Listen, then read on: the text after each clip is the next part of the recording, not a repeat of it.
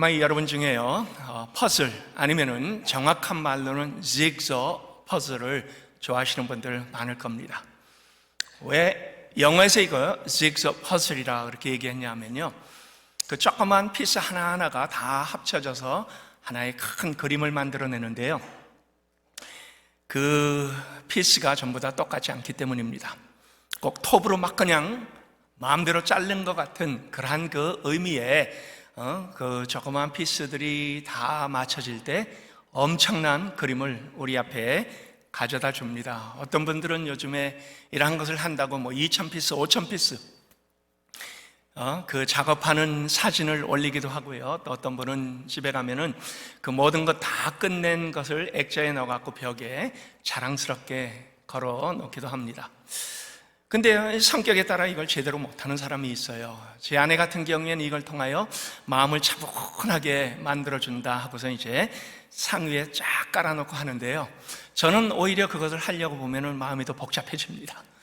그래서 저는요, 보통은 한 피스 숨겨놨다가 제일 마지막에 모든 것이 다 끝나고 한 피스를 열심히 찾을 때 제가 가서 그것을 끼워 넣고는 끝났다라고 합니다. 여러분, 이 피스 하나하나가 다 중요합니다. 왜요?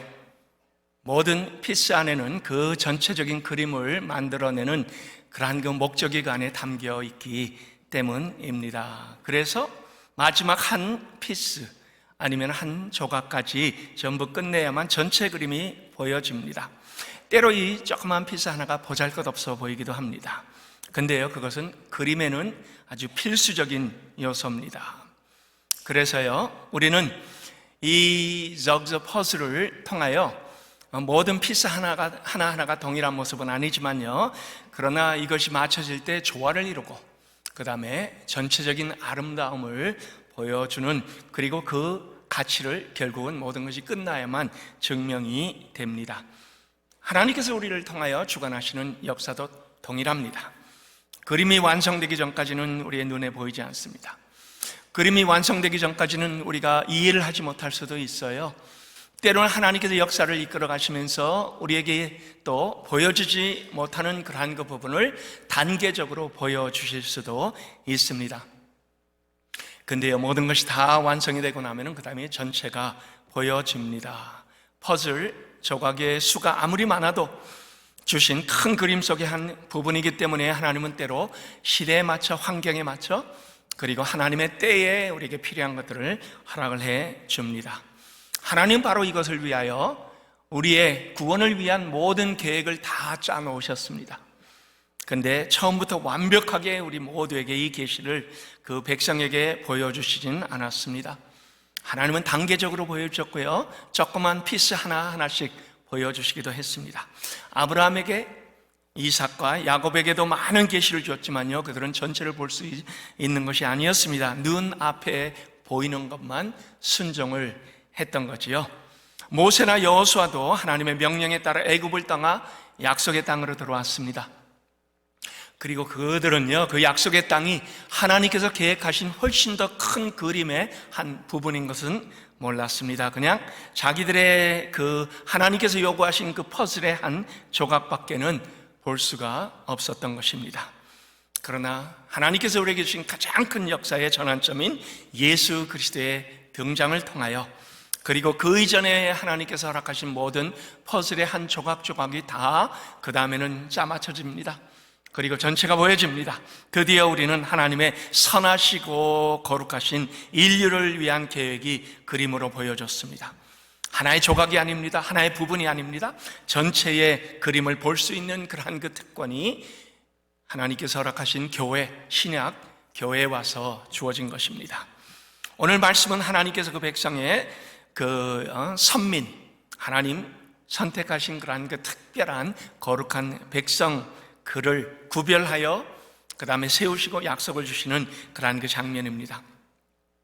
하나님은 아브라함을 믿음의 조상이라고 불렀습니다. 그리고 그는 믿음으로 선택되어 하나님의 자녀가 된 이스라엘의 조상이 되었습니다. 그런데 성경은 그때 당시에는 이스라엘의 조상인 줄 알았지만요, 나중에 보니까 온 인류의 믿음의 조상이었습니다. 그리고 온 인류에게 하나님께서 주시는 가장 큰 복을 아브라함을 통하여 하나님께서 시작을 했던 겁니다. 그리고 또 그 안에서 하나님은 바벨탑을 쌓았던 인간이 스스로 하나님처럼 되겠다라는 그러한 그 야망을 깨트리고 하나님 계획하신, 그리고 하나님께서 우리에게 주시기를 원하시는 진짜 복을 아브라함을 통하여 드디어 주시기 시작한 겁니다. 그래서 이것은 성경을 하나로 묶는 그 흐름의 맥을 우리는 아브라함을 통하여 들여다봐야 합니다.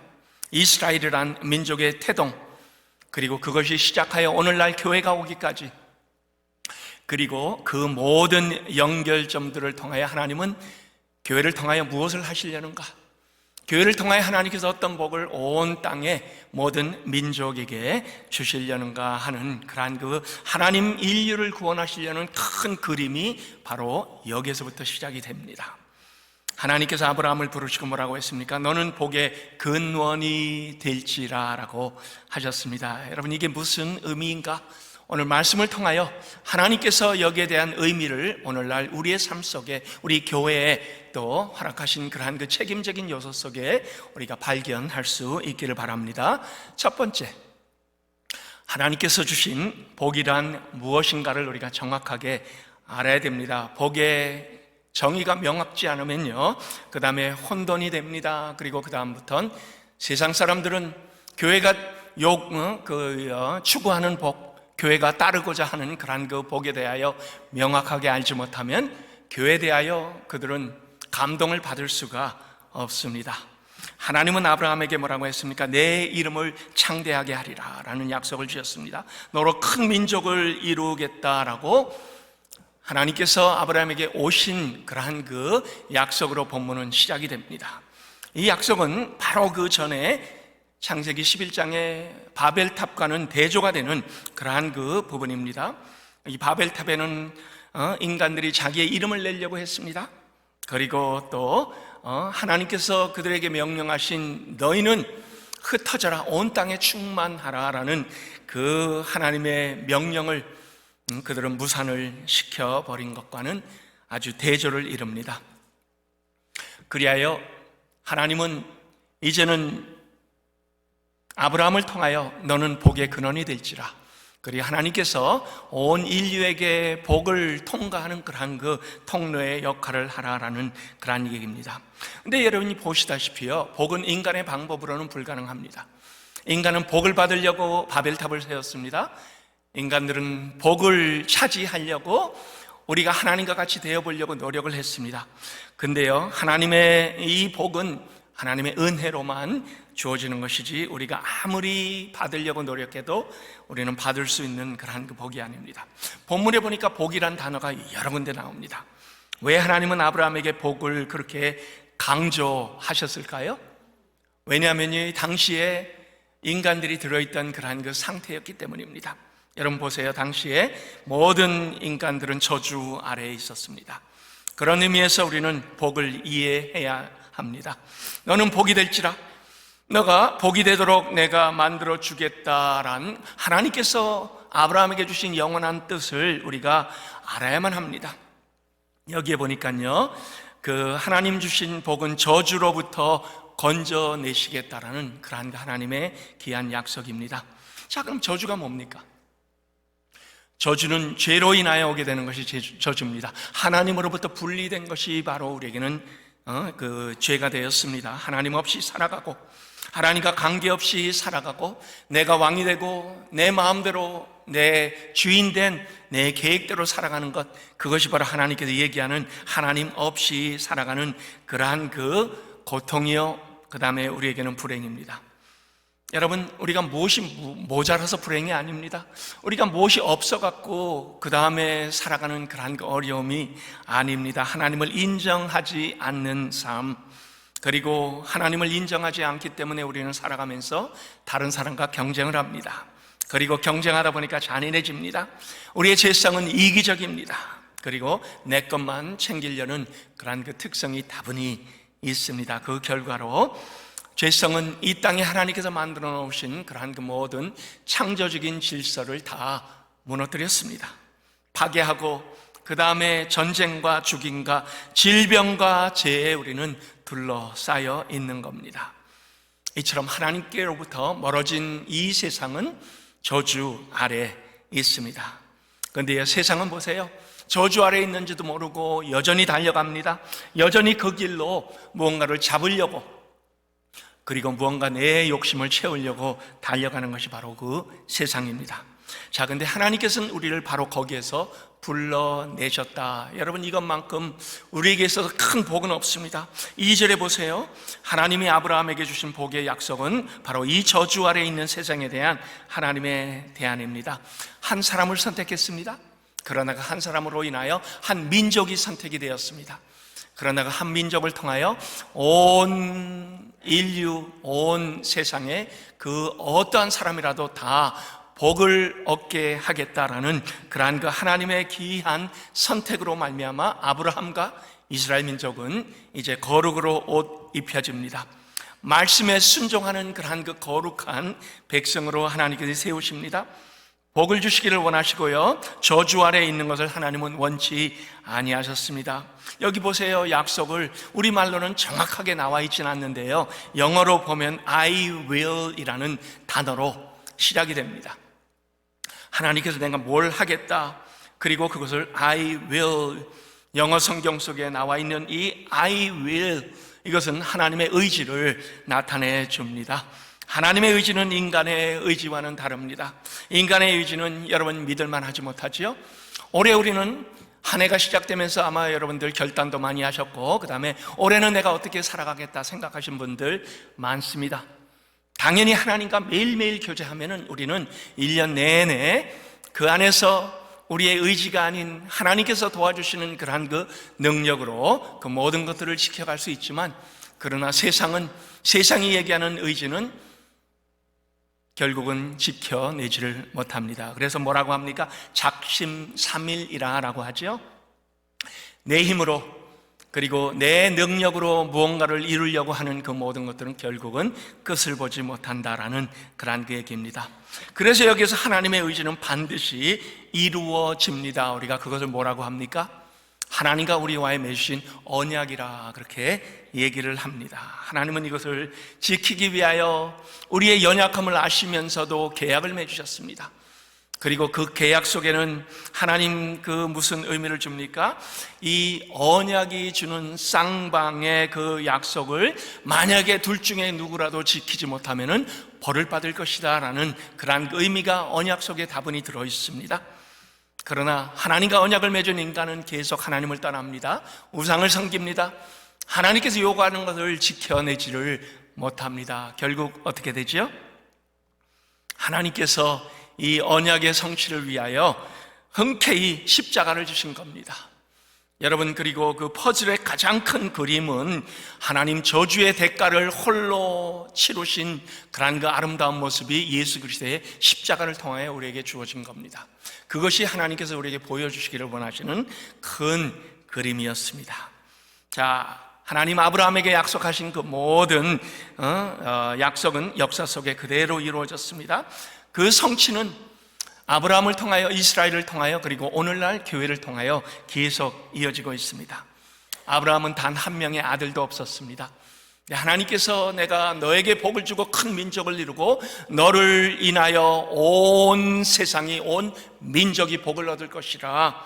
그리고 하나님은 그 모든 민족이 그 아브라함을 통하여 이루어지는 그러한 그 성취의 기이한 복을 다 받게 하셨습니다. 그리고 그 약속의 범위는 오늘 우리에게까지 이루어진 것입니다.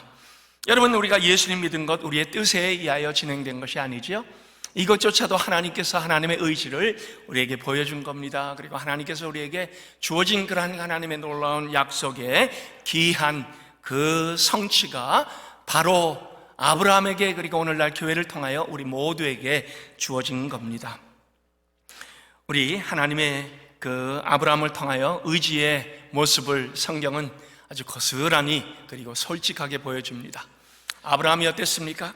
그는 연약한 사람이었습니다. 기회주의자였습니다. 결단력도 약합니다. 그리고 믿음의 조상이라고 불릴 수 없는 정도의 그러한 그 인간의 모습을 고스란히 보여주는 사람이었습니다. 그런데요, 그는 순간마다 약한 그러한 그 모습을 끝까지 붙잡아 주시고 끝까지 그 약속을 지켜내신 하나님의 모습을 우리는 성경을 통하여 볼 수가 있습니다. 그리고 그것만이 아니에요. 모든 성경의 인물들도 흡사한 그러한 그 모습을 우리에게 보여줍니다. 여러분, 여기에서 우리는 우리의 모습과 겹쳐서 이 하나님께서 얼마나 신실하신 분인가 하는 것들을 봐야만 합니다. 예수님을 믿고 나서 묶여있던 저주에서 우리가 해방이 되었습니다. 그리고 아브라함에게 약속하신 그 귀한 복을 우리도 동일하게 받은 겁니다. 예수님을 믿으면 이제 더 이상 어려움이 없다라는 그런 그 약속이 아닙니다. 아무리 어렵고 힘들어도 우리가 예수님을 믿은 이후에 우리는 복 안에 들어온 사람들입니다. 그래서 때로는 우리가 잠시 넘어져요. 잠시 다른 길로 갑니다. 그러나 시편의 약속대로 우리는 아예 엎어지지 않습니다. 그래서 그 무엇도 우리를 불행하게 할 수 없다. 여러분, 이것을 우리는 확인해야 됩니다. 예수님 한 분만으로 만족해.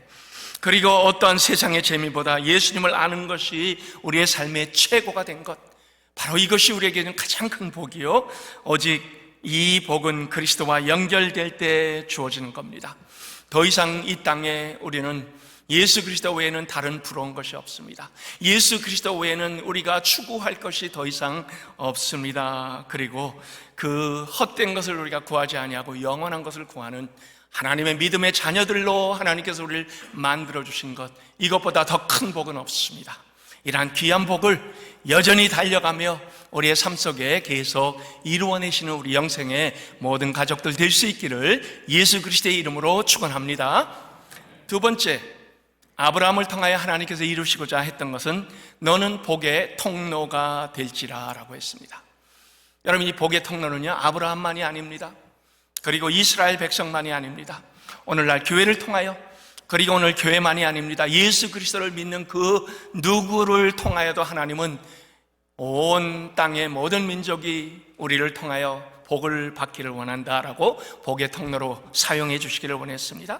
하나님의 영원하신 계획은 아브라함을 통하여 온 인류가 복을 받을 것이라 오늘 우리가 읽은 이 말씀 속에 너무나 분명하게 나타납니다. 아브라함은 이처럼 복의 통로로 쓰임 받을 그러한 그 얘기입니다.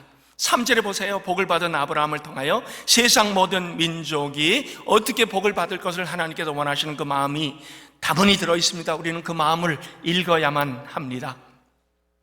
하나님은 이 복을요, 특정한 몇 사람에게만 주신 것이 아닙니다. 땅의 모든 족속이 너로 말미암아 복을 얻을 것이라, 이 약속의 말에는 선교적인 그러한 그 의미가 담겨져 있습니다. 아브라함에게 주신 복은요, 아브라함 개인을 넘어섭니다. 아브라함에게 주신 복은 이스라엘 민족을 넘어섭니다. 그리고 이 복은 결코 이기적이지 않습니다. 하나님께서 우리에게 주신 이 구원 계획은 우주적입니다. 그리고 축복의 대상은 모든 열방입니다. 모든 사람, 죄로 인하여 저주 아래 놓인 온 세상을 회복하는 것이 바로 하나님께서 우리를 향하신 하나님의 가장 귀한 섭리와 뜻이라라는 그러한 그 얘기를 성경은 그냥 신약에 와서 얘기하는 것이 아니라 구약부터 전체를 흘러가면서 우리에게 보여주시는 그러한 그 하나님의 마음입니다. 하나님께서 아브라함에게 너는 고향 친척 아비 집을 떠나 내가 내게 보여줄 땅으로 가라라고 했습니다. 여러분이 5절에 보면 결국은 하나님께서 아브라함에게 보여줄 땅이 어딘지 나옵니다. 가나안이죠. 아브라함은 가나안 땅에 들어갔습니다. 그 가나안 땅이 어디입니까? 가나안 땅은 결국은 나중에 요셉이 그 땅을 떠나고 그 요셉의 아버지인 야곱도 아무것도 없는 그 땅에서 요셉을 따라 애굽으로 옮겨갔다가 430년이 지나 하나님께서 애굽에서 나오게 하여 다시 그들에게 들어가라 한 그 땅이 바로 아브라함이 처음 거주하던 땅이었습니다. 바로 가나안 땅입니다. 지난주에 우리는 젖과 꿀이 흐르는 땅이라는 그러한 그 성경에 있는 가장 큰 오해가 오늘날 우리에게 교회에게도 임한다라는 것을 다시 한번 들었습니다. 하나님은 젖과 꿀이 흐른다는 그 의미 속에 오늘 우리에게도 하나님을 바라보는 하나님과의 그 관계적인 요소를 말씀을 하시는 것이지, 우리에게 그냥 무조건 풍성함을 그리고 우리가 하나님을 배반할 수 있는 그러한 어떤 환경을 조성해 주신다라는 것이 아닙니다. 여기 보세요. 그들은 하나님께서 약속하신 그 땅에서 하나님의 성민으로 살아갑니다. 하나님은 이스라엘에게 복을 받은 백성으로 의무를 주시고 그 다음에 책임을 그들에게 주신 겁니다. 가나안이 위치한 것을 우리 한번 보세요. 지정학적으로 어디입니까? 모든 민족들이 수시로 드나드는 길목에다 그들을 위치하게 하셨습니다. 즉 많은 사람들이 지나다니는 그러한 그 통로에 바로 이스라엘이 위치하게 하신 겁니다. 중동 지역이지요. 여러분, 여기는 아프리카와 유럽과 아시아를 잇는 아주 중요한 요충지입니다. 아시아에서 아프리카로 가려면 이곳을 꼭 지나가야만 합니다. 그리고 유럽에서 아프리카를 배를 타고 가지 않는 한에는 이곳을 꼭 지나가야만 갈 수가 있는 그러한 것입니다. 대륙길이 있는 모든 길은 가나안을 통과해야만 가능합니다. 그리고 그들은 왔다 갔다 하면서 그곳에서 하나님에 대하여 듣습니다. 하나님의 위대하심에 대하여 압니다. 그리고 믿을 수 있도록 하나님께서 바로 이스라엘을 거룩한 백성으로 두시고 그들에게 온 민족이 나를 알게 하는 도구로 사용하신 겁니다. 그것만이 아닙니다. 성전의 목적도 너무나 뚜렷합니다. 여러분, 하나님께서 이스라엘 백성에게 주신 성전은 이스라엘 백성만을 위한 것이 아니었습니다. 우리 열왕기상 8장 41절부터 43절의 말씀에 이렇게 되어 있습니다. 또 주의 백성 이스라엘에 속하지 아니한 자 곧 주의 이름을 위하여 먼 지방에서 온 이방인일지라도 그들은 주의 크신 이름과 주의 능한 손과 주의 표심팔의 소문을 듣고 와서 이 성전을 향하여 기도하거든 주는 계신 곳 하늘에서 들으시고 이방인이 주께 부르짖는 대로 이루사 땅의 만민이 주의 이름을 알고 주의 백성 이스라엘처럼 경외하게 하옵시며. 너무나 분명하게 성경은 오늘 우리에게 얘기하고 있습니다. 땅의 모든 민족이 주의 이름을 알고 주의 백성 이스라엘처럼 하나님을 경외하게 하옵시고, 그래서 이스라엘은 그 목적을 그들의 삶에 담아내야만 했습니다. 하나님께서 주신 그러한 하나님의 그 아름다운 그 의미가 이스라엘 백성을 통하여 온 인류에게 흘러 넘쳐야만 했습니다. 성전에서 드려지는 예배로 주변 국가에 하나님이 누구신지를 그들은 알려야 했습니다. 하나님의 사랑이 얼마나 넓은지, 하나님의 용서가 얼마나 큰지 보여주는 그러한 그 구절은 구약의 곳곳에 나타납니다. 모든 열방이 여호와를 알게 하라. 여러분, 시편에 보면 이 말씀이 곳곳에 들어 있습니다. 성민들을 거룩하게 하나님을 섬기고 복을 받을 때마다 주변에 있는 모든 국가들이 자석처럼 그들에게 끌려 들어와 하나님을 알게 하는 그 귀한 일들, 그래서 하나님은 이스라엘을 자석과 같은 그러한 그 역할을 하도록 만들어 내신 겁니다. 그러나 문제는 이스라엘은 이 하나님의 거대한 계획을 이해하지 못했습니다. 그들은 편견에 사로잡혀 하나님이 자기들만 사랑하는 줄을 알았습니다. 오해를 한 거죠. 그들은 이방인들이 하나님을 믿고 복을 받는 것을 용납하지를 못했어요.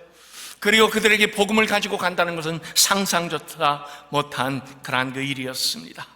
구약을 통한 하나님의 계획은 그러나 이제 보니까 신약에서 교회가 세워지면서 더욱 구체화됩니다.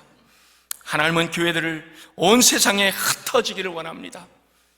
교회는 흩어져야 되는 특성을 가지고 있습니다.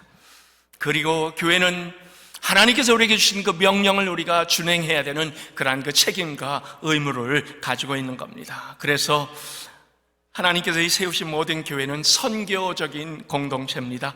그리고 이 구원의 복은 우리의 것만이 아닙니다. 교회에게 너희는 온 세상에 다니며 복음을 전파하라라고 명령을 하신 겁니다. 하나님의 의도는 아주 뚜렷합니다. 교회에게 목적을 가지고 세상으로 나가라.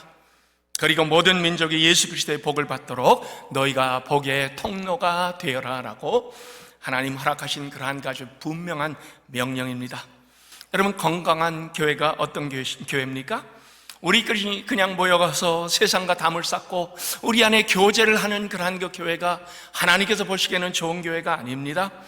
우리끼리 이 땅에서 우리 천국을 한번 만들어내자, 이러한 식으로 우리가 생각하면 안 됩니다. 우리가 모이는 것은 무엇을 위해서입니까? 흩어지기 위해서입니다. 우리는 주일에 모이는 공동체가 됩니다. 말씀으로, 교제로, 그리고 또 하나님께서 우리에게 주시는 귀한 은혜로 우리가 힘을 얻고, 주중에는 또 세상에 흩어져서 세상에 우리가 영향을 주는 그 교회를 하나님께서 우리를 통하여 만들어 내기를 원합니다.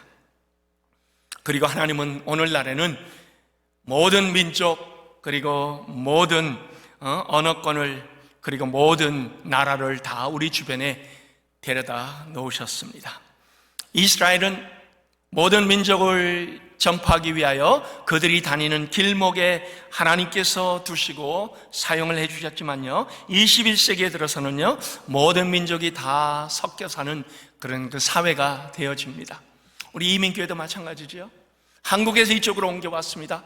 하나님께서 교회를 세우셨습니다. 우리 한국 민족만을 위한 교회가 되어야 될까요? 하나님의 뜻은 절대로 그것이 아닐 겁니다. 하나님은 우리를 통하여 모든 민족이 복을 얻게 하는 그러한 그 교회가 되기를 원하십니다. 그래서 하나님 안에서 하나님은 이 놀라운 복을 교회를 통하여 이루시기를 원하고, 그 다음에 교회가 비본질적인 것에 에너지를 낭비하기를 원치 아니하십니다. 교회 안에 시시한 문제로 갈등하고 서로 다투고, 그 다음에 본질이 아는 것을 위하여 달려가는 그러한 그 교회, 하나님께서 그러한 교회를 바꾸기를 원합니다. 복음의 본질을 가지고 건강하게 복음을 전하고 생명을 살리는 교회로 만들어 내시기를 원하십니다. 그래서 하나님은 아브라함에게만이 아닙니다. 오늘 교회에게도 너는 복의 근원이 될지라 라고 했습니다. 여러분이 복의 근원이 되는 것, 왜요? 복은 예수 그리스도로부터 흘러나옵니다. 그래서 우리가 예수님을 믿으면 우리도 복의 근원이 됩니다. 우리도 하나님께서 이 귀한 약속을 허락해 주셨습니다. 그래서 성경이 뭐라고 합니까? 주는 자가 받는 자보다 복이 있다라고 했습니다. 나누는 교회가 좋은 교회입니다. 하나님께서 우리에게 주신 이 귀한 복은 우리 것만이 아닙니다. 복을 움켜쥐고 사는 사람은 복된 사람이라 라고 할 수가 없습니다. 나눌 줄 아는 사람, 그리고 나누는 교회, 그리고 나눔을 위하여 조직화된 교회, 바로 그러한 교회를 하나님께서 더 큰 일을 맡기고 더 큰 책임을 맡겨주실 겁니다. 또 동일하게 하나님 우리에게 주신 모든 재정이나 부도 하나님 일하는 그 방법으로 쓰시기를 원하십니다. 여러분이 모으기만 하는 사람은요, 그 돈이 썩게 되어 있습니다. 자기 욕심을 위하여 더 많이 원하고 움켜쥐는 사람, 결국은 바벨탑을 쌓는 것이나 마찬가지입니다. 계속 모으면 어떻게 됩니까? 우리의 마음은 다칩니다. 내 자신만을 원합니다. 바로 죄의 근성의 모습이 그 안에 담겨지게 됩니다. 반대로 하나님 주신 복을 우리가 나누고 내가 통로가 되어요 많은 사람이 이것을 받을 수 있도록 만들어내는 것, 그것이 건강한 교회요, 그것이 바로 건강한 가정이요, 그리고 건강한 믿음의 한 사람 한 사람이 되는 겁니다. 결론을 내겠습니다. 로스앤젤레스의 Culture System이라는 아주 조그마한 회사가 있습니다. 이 회사는요, 유산균을 키워서 요구르트를 만드는 그런 회사입니다. 물론 LA에 있는 그러한 그 회사와 그 다음에 다른 주에 또 공장이 있습니다. 그리고 또 마케팅 직원 전체를 통하여 참 이것을 운영하시는 장로님은요, 항상 자기의 공장은 바로 선교지입니다. 그리고 또 일하는 모든 사람에게 최대한으로 그 최고 대우를 해주면서요, 그러면서 회사 운영과 방침에도 성경적인 그러한 그 기준을 적용하려고 애를 씁니다. 절대로 세상적인 어떤 부정한 방식을 허용하지 않습니다. 그렇게 운영하다 보니까 회사는 점점 더 커집니다. 그리고 고용된 직원들이 나가려고 하지를 않습니다. 그런데 이 장로님은요, 돈 버는 것보다 하나님을 위하여 어떻게 의미 있게 사용을 하는가, 이게 그분의 삶의 가장 중심이 되어 있기 때문에요.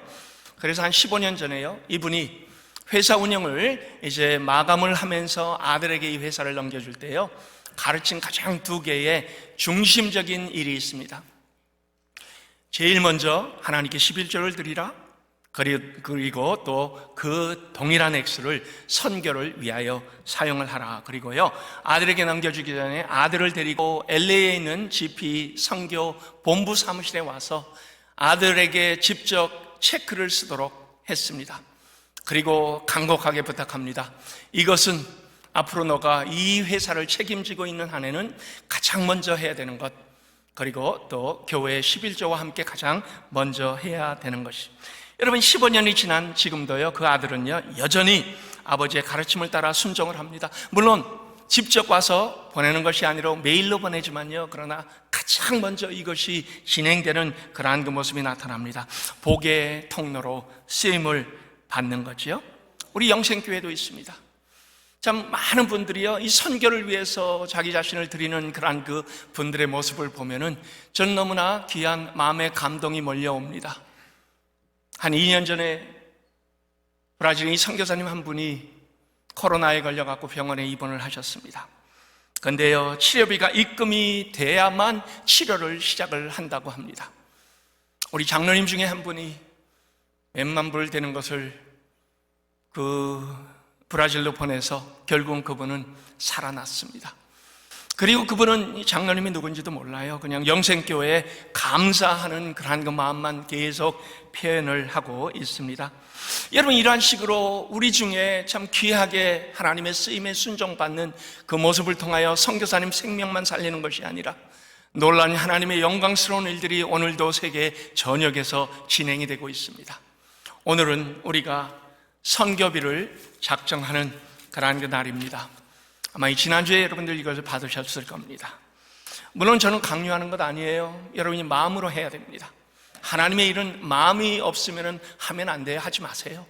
그러나 정말 여러분들의 마음이 담겨 있는 것이라면요, 하나님 기뻐하시는 일을 위하여 우리는 복의 통로가 되어야만 합니다. 복의 통로로 쓰임받을 때, 그리고 그것이 우리는 하나님께 드렸지만 그러나 그것을 통하여 하나님께서 얼마나 귀한 일을 더 만들어내시는가, 그리고 그것이 우리에게 있어서 교회의 근본적인 그러한 그 존재 목적이요, 하나님께서 교회를 통하여 온 땅의 모든 민족이 복을 받게 하시는 하나님의 놀라운 섭리적인 일에 우리 모두가 함께 참여하고 그 다음에 그 일에 쓰임받는 영생의 가족들 될 수 있기를 예수 그리스도의 이름으로 축원합니다.